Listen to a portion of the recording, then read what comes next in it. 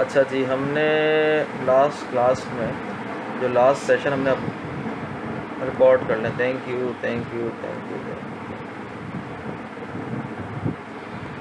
Thank you very much Sanjay. Start recording हो गई है हमारे पास, बिल्कुल हो गई है। अच्छा जी, तो लास्ट क्लास में जहाँ तक हमने सेशन छोड़ा था वो था मोटिवेटिंग के ऊपर, और स्कोप की बात की थी, फैक्टर्स को, प्रोफेशनल्स की बात की थी। नेक्स्ट में हम सिलेक्टिंग की बात करेंगे, यानी कि लोगों को चुना कैसे, सिलेक्ट से मतलब होता है कि उनका इंतखाब कैसे किया जाए, उनको चुना कैसे जाए, उनका चुनाव कैसे किया जाए।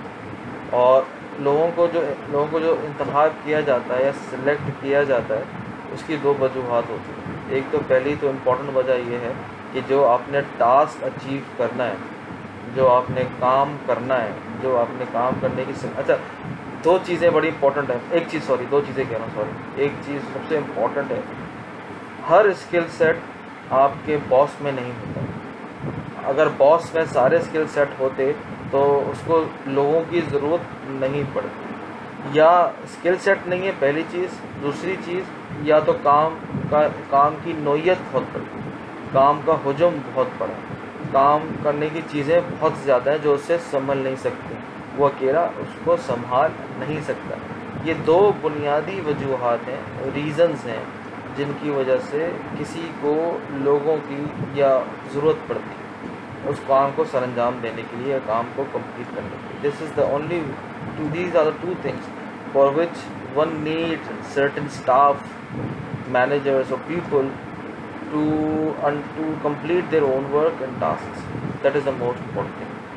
अच्छा जी, अब जब लोगों को सिलेक्ट करने की बारी आएगी तो वन नीड टू अंडरस्टैंड कि why he is selecting the people, यानी द लीडर शुड अंडरस्टैंड कि whether I am selecting the particular candidate just because I do not possess that particular skill and that candidate possess that particular skill. या तो मैं उसको select कर रहा हूँ, या फिर कि I know this work and how it has to be done, मुझे पता है ये काम क्या है, कैसे और कब करना है, ये सब चीज़ें पता है, लेकिन चूँकि the volume of the work itself is too large that I can not complete it by personally doing it personally, तो मुझे इसलिए लोगों की जरूरत पड़ी। ये दोनों डिफरेंट माइंड सेट हैं। तो पहला माइंड सेट है, उसमें अगला बंदा आपको मशवरा भी दे सकता है, यानी पहला माइंड सेट कौन सा है, जिसमें आप लोगों को सिलेक्ट इसलिए कर रहे हैं क्योंकि आपके पास वो स्किल या ट्रेट नहीं है।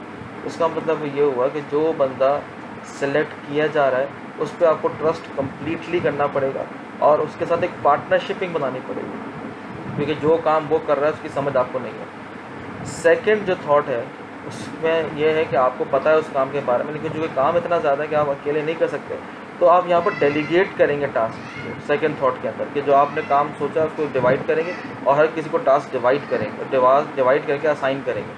तो ये दो चीज़ें अलग अलग हैं। तो इसलिए बाय सेलेक्टिंग पीपल, मैनेजर्स जो हैं वो स्टाफ के राइट स्किल्स देखते हैं, उनकी डेडिकेशन देखते हैं, उनकी वैल्यूज़ को देखते हैं, सिस्टम्स को देखते हैं, पर्सनैलिटी को बहुत देखते हैं, और फिर ऑब्वियसली लॉयल्टी को देखा जाता है। इनको जज किया जाता है, उसको इवेल्युएट किया जाता है। और फिर वो अपने आप को भी, जो लोग जो सिलेक्ट होते हैं वो भी ये देखते हैं कि हम जिसके साथ जुड़ने जा रहे हैं और जिसके साथ जुड़ने जा रहे हैं और जिसके साथ जुड़ेंगे, क्या वो मेंटोर लीडर सही हमारे लिए है, हमारे इसके, यानी अगर मैं कहीं जा रहा हूँ और मुझे कोई बंदा सिलेक्ट कर रहा है तो मैं उस सिलेक्ट करने वाले बंदे को भी तो मैं जज करूँगा। तो ये टू वे प्रोसेस होता है जजमेंट का, जो सिलेक्टिंग में मैनेजर या लीडर भी कर रहा होता है और साथ में जो लोग सिलेक्ट हो रहे थे वो भी कर रहे होते हैं। अच्छा जी, तो स्टैंडर्ड ऑपरेटिंग प्रोसीजर क्या है कि आपने सबसे पहले अपनी नीड्स डिफाइन करनी है कि भाई आपकी रिक्वायरमेंट्स क्या क्या हैं। फिर उसके रिस्पेक्ट से आपने क्वालिफ़िकेशन डिज़ाइन करनी है कि जो लोग चाहिए उनकी क्या क्या क्वालिफ़िकेशन एजुकेशन के रिस्पेक्ट से होनी चाहिए, या उसको आप ये कह लें कि उनकी एक्सपीरियंस बंदा चाहिए नहीं चाहिए, पहले से काम किया हुआ हो नहीं किया हुआ हो, फ्रेश चलेगा नहीं चलेगा। फिर आप एप्लीकेशंस या उन एप्लीकेंट्स के रिस्पेक्ट से आप उनको बुलाएंगे, इनवाइट करेंगे। अब उसके मुख्तलिफ चैनल्स हो सकते हैं। फिर उनके इंटरव्यूज़ वगैरह जो कंडक्ट करना है, उससे पहले वो जो एप्लीकेशंस आई हैं उनको रिव्यू करना बहुत ज़रूरी है। किसी क्या कहना चाहिए प्रोफेशनल से उनको रिव्यू कराएं, फिर उनके रिस्पेक्ट से कंडक्ट करें इंटरव्यू, और फिर उसको किसी मखसूस आदमी को जॉब के लिए डिसाइड कर लें। ये स्टैंडर्ड ऑपरेटिंग प्रोसीजर्स हैं किसी भी एम्प्लॉय को सेलेक्ट करने के लिए। तो उसमें जो स्किल असेसमेंट है वो दो तरह, हमने जैसे बात की, there are two types of skills that we have got, one is called hard skills, the other one is called soft skills. As far as engineers are concerned, for every job there are two types of skills. For example, if you are being hired for an embedded engineer, the hard skills would be like to develop embedded codes, techniques, and to develop embedded circuitry, and to develop the circuitry that has been used to take the outputs for which the outputs are being considered for. तो ये hard skills कहलाएंगे. उस hard skills के अंदर उस जो tool को develop आप कर रहे हैं उसकी रिपोर्ट्स भी हैं, रेफरेंसेस भी हैं, ट्रांसक्रिप्ट भी हैं, ये सब हार्ड स्किल्स कहलाएंगे. चाहे सॉफ्ट स्किल क्या है फिर इसके रिस्पेक्ट से, जो आप किसी टीम में काम कर रहे हैं तो आपका बिहेवियर कैसा है, आप किसी के साथ जॉब में अगर एसोसिएट होते हैं तो आपकी इंटरपर्सनल स्किल्स कैसी हैं, आप किस तरह से प्रॉब्लम को डिफ़ाइन करते हैं, डिफ़ाइन करके उसको किस तरह से डिलीवर करते हैं, आपका अपना एटीट्यूड कैसा है, आप मेंटली कितने स्ट्रॉन्ग हैं, आप कितने स्ट्रॉन्ग होने से मुराद ये है कि आपके ऊपर कितने इमोशंस अफेक्ट करते हैं, आपके पर्सनल इमोशंस भी और प्रोफेशनल इमोशंस भी. तो ये सब चीज़ें देखिए हार्ड स्किल सॉफ्ट स्किल दोनों की असेसमेंट की जाती है जो कि इंटरव्यू से पहले और आपके CV में होती है. तो चैलेंजेस क्या हैं? Managers are not train to assess soft skills. हम जो आज के हैं वो सॉफ्ट स्किल्स को असेस करने के लिए नहीं हो सके, उसके में करने के लिए हम नहीं होते और हम ट्रेंड नहीं होते सॉफ्ट स्किल्स को असेस करने के लिए. और कैंडिडेट्स को पता होना चाहिए कि जो सॉफ्ट स्किल्स हैं वो सिर्फ देखने से असेस नहीं हो सकते, वो बात करने से असेस होंगे, वो किसी टास्क के थ्रू असेस होंगे. यहाँ तक बात क्लियर हो रही है बेटा? तो selecting people remains a major challenge to all managers. यहाँ तक बात क्लियर है?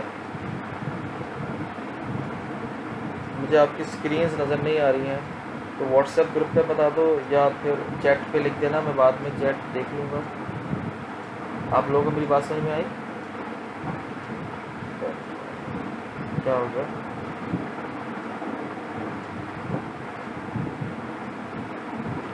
बात समझ में आ गई? बेटा आगे चले.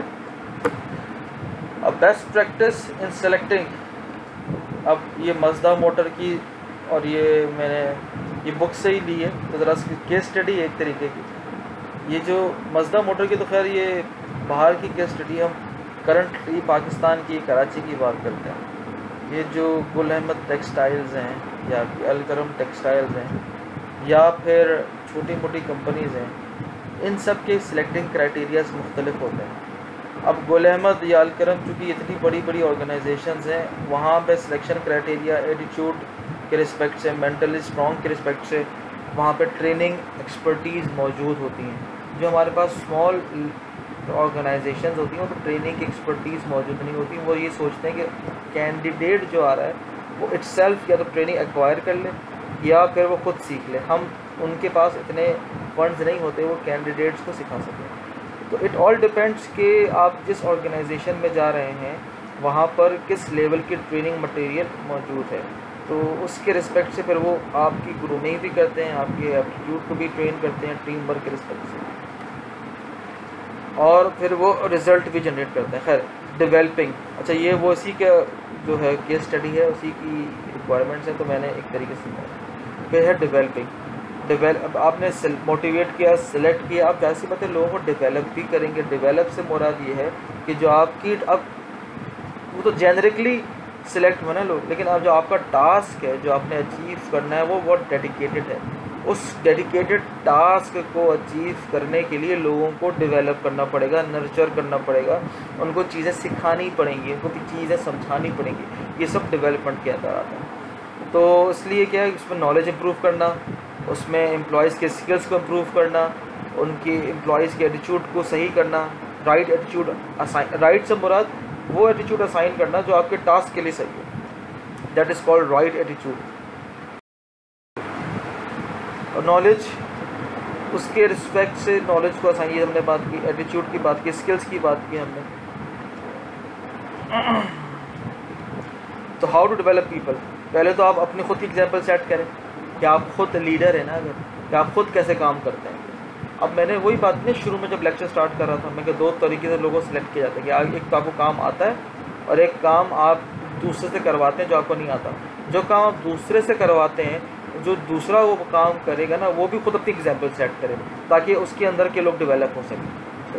तो दैट इज़ वाई मैंने इसको पार्टनरशिपिंग का नाम दिया था उस वक्त। या फिर आपको अगर वो काम आता है तो आप अपनी खुद की एग्जाम्पल सेट करें। फॉर एग्ज़ाम्पल मैं ऑनलाइन क्लासेस कंडक्ट कर रहा हूँ और आपसे कह रहा हूँ कि ऑनलाइन क्लासेस को ज्वाइन करें, तो जब तक मुझे ख़ुद ऑनलाइन क्लासेस सही तरह से कंडक्ट करना नहीं आएगी, उसके टूल्स को इस्तेमाल करना नहीं आएगा, तो मैं ख़ुद आपको कैसे समझाऊंगा कि आप भी ऑनलाइन क्लासेस को ज्वाइन करें। इवन दो आप में से बहुत सौ को शायद आता हो, लेकिन अगर मुझे नहीं आएगा तो ये एथिकली और मोरली समझ में नहीं आती बात कि जो आपको खुद नहीं आता वो दूसरों को कैसे कह सकते हैं। That is what I meant by saying set personal example. फिर जब आप पर्सनल एग्जाम्पल सेट करेंगे और लोगों को समझ में आएगा कि नहीं इसकी जो पर्सनल एग्जाम्पल्स हैं ये इतनी वर्सटाइल है कि he know how to do things, फिर आप कोच करना शुरू करेंगे, उनको सिखाना शुरू करेंगे। क्योंकि बगैर पर्सनल एग्जाम्पल सेट किए आप कोच करेंगे तो आप कैसे एक्सेप्ट कर सकते हैं कि जो उसके कॉन्सिक्वेंसेज हैं। जब आप कोच करेंगे फिर आप जॉब असाइन करेंगे, यानी रोटेशन से मुराद क्या, असाइन करेंगे। ये काम इस वक्त तुम करोगे, फिर ये काम इस वक्त तुम करोगे, ये काम इस वक्त तुम करोगे। फिर उसके लिए मज़ीद डेवलपमेंट के लिए उनके सेमिनार्स होंगे, कोर्सेज होंगे, वर्कशॉप्स होंगे, रिफ्रेशर कोर्सेज होंगे, या बहुत से लोग इसमें डिग्रीज़ भी असाइन करती हैं क्वालिफिकेशन को इंक्रीज़ करने के लिए, फिर असाइनमेंट्स भी होती हैं। तो ये एक डेवलपमेंट का एक स्टेयर केस है जिस तरह से लोगों को डेवलप किया जाता है। फिर गाइडलाइंस फॉर एम्प्लॉय डेवलपमेंट क्या है, पहले तो एम्फसाइज़ करें, बताएं इसकी अहमियत क्या है, इम्पोर्टेंस क्या है, क्यों ये करना ज़रूरी है, और उसमें आपकी रिस्पॉन्सिबिलिटी क्या हो सकती है, आपको किस बारे में काम करना बहुत ज़रूरी है, एम्फसाइज़ करें। अब जब एम्फसाइज़ करेंगे तो अच्छे काम को हम प्रेज़ भी करें, उसकी और परफॉर्मेंस के KPIs कहलाता है की परफॉर्मेंस इंडिकेटर्स, यानी आपको इनको बताया जाए कि आप ये काम अगर इस तरह से करेंगे या इससे बेहतर करेंगे, यानी कम से कम ऐसे करेंगे तो अच्छा समझा जाएगा, इससे कम करेंगे तो अच्छा समझा नहीं जाएगा। उसके रिटन फॉर्मेट में आप आउटकम्स डिफ़ाइन करके इनको बताएं। यानी फॉर एग्ज़ाम्पल आप जो सवालात देते हैं मैं जो पेपर में सवालात देता हूँ तो मेरी एक्सपेक्टेशंस होती है क्या मैं अगर वो एक्सपेक्टेशन से सवाल कंप्लीट उतरा तो 10 में 10 नंबर मिल गए, 50% उतरा। अब मुझे बताना तो पड़ेगा ना कितने पे 5 नंबर मिलेंगे, कितने पे 10 नंबर मिलेंगे। तो मैं गलतियाँ आपकी बताऊँ कि देखो बेटा ये गलत किया, ये सवाल में पूछा गया था तो इसलिए आपने जवाब नहीं दिया, इसलिए यहाँ पर गलत है, या आपने दे दिया जवाब इसलिए सही समझा मैंने। तो और फिर जब मैं ये चीज़ समझाऊँगा तो मैं काउंसल भी कर रहा हूँ साथ साथ आपको इम्प्रूवमेंट्स का भी बता रहा हूँ कि भाई काउंसलिंग का भी बता रहा हूँ कि काउंसलिंग भी आपकी करना ज़रूरी है, समझाना आपको ज़रूरी है कि गलतियों को आप समझ सकें। काउंसलिंग से हम ये मत समझें, हरगिज़ ये हमारा एक मिथ है कि अब बार बार काउंसलिंग होगी आपकी। एक चीज़ के ऊपर एक से ज़ायद मरतबा काउंसलिंग नहीं होती ऑर्गेनाइजेशन के अंदर, ये रूल है ऑफ थंब।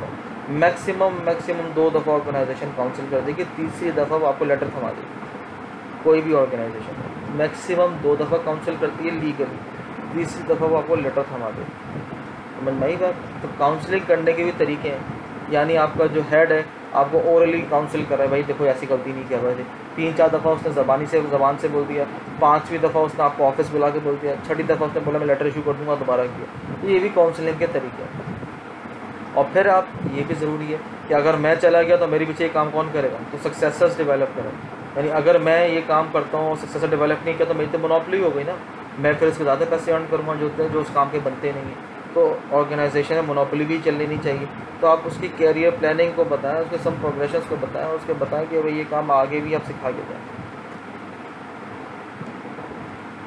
अच्छा जी, तो special topics on leading changes, advices for new leaders, superior leaders. अब ये थोड़े स्पेशल टॉपिक्स हैं। अब हम अगर इसको इस तरह से देखें बेटे कि लीडरशिप बुनियादी तौर पे एक पूरा सिस्टम है। लीडर एक मखसूस ओरिएंटेशन का नाम, मैनेजर एक मखसूस ओरिएंटेशन का नाम है। मैनेजर्स जो हैं उनके पास विज़न या मिशन नहीं होता। ये विज़न और मिशन जो है वो लीडर से आता है। मैनेजर मिशन पे थोड़ा काम कर सकता है लेकिन विज़न पे काम नहीं कर सकता मैनेजर। पहली चीज़ तो ये, मैनेजर का जो फोकस है वो नैरो होता है, लीडर का जो फोकस है वो ब्रॉड होता है। मैनेजर पीछे से पुश करता है, लीडर आगे से पुल करता है। ये स्ट्रेटजीज में बहुत बड़ा फ़र्क है, बुनियादी फ़र्क है। मैनेजर करंट टास्क को मैनेज कर रहा होता है और फ्यूचर जो वीकनेसेस हैं उनसे लर्न कर रहा होता है। लीडर प्रीवियस वीकनेसेस से लर्न भी कर रहा होता है, करंट टास्क को मैनेज भी कर रहा होता है, फ्यूचर ओरिएंटेशन को व्यू भी कर रहा होता है। रिस्क असेसमेंट भी मैनेजर करता है, लेकिन वो मैनेजर की रिस्क असेसमेंट करंट टास्क के लिए होती है, लेकिन लीडर की रिस्क असेसमेंट फ्यूचर टास्क के लिए होती है। तो सबसे बुनियादी फ़र्क है लीडर और मैनेजर में। लीडर व्यू करता है सस्टेनेबिलिटी को। सस्टेनेबिलिटी से मुराद ये है कि आप आज जो काम कर रहे हैं वो आगे आने वाले कितने वक्तों तक वो काम जो है वो ऑब्सोलीट नहीं होगा, उसकी इम्पोर्टेंस रहेगी। मैनेजर उस सस्टेनेबिलिटी को व्यू नहीं करता, वो करंट टास्क को करंट टाइम पे परफॉर्म करने की कोशिश करता है। सही, तो ये एक इम्पॉर्टेंट है कि लीडिंग चेंजेस व्हाट। और न्यू लीडर्स हैं वो first 6 month advices 8 attributes on board, ये हम बात करते हैं इसकी। सबसे important, changes take time to set in and there are 8 ethical step critical steps to follow. अब एक लीडर है भाई, फॉर एग्जाम्पल एक एग्जाम्पल है ना, ये पैंडेमिक हुआ, इस पैंडेमिक में आप लोगों को मेरी आवाज़ आ रही है कि नहीं आ रही, पहले ये बताएं।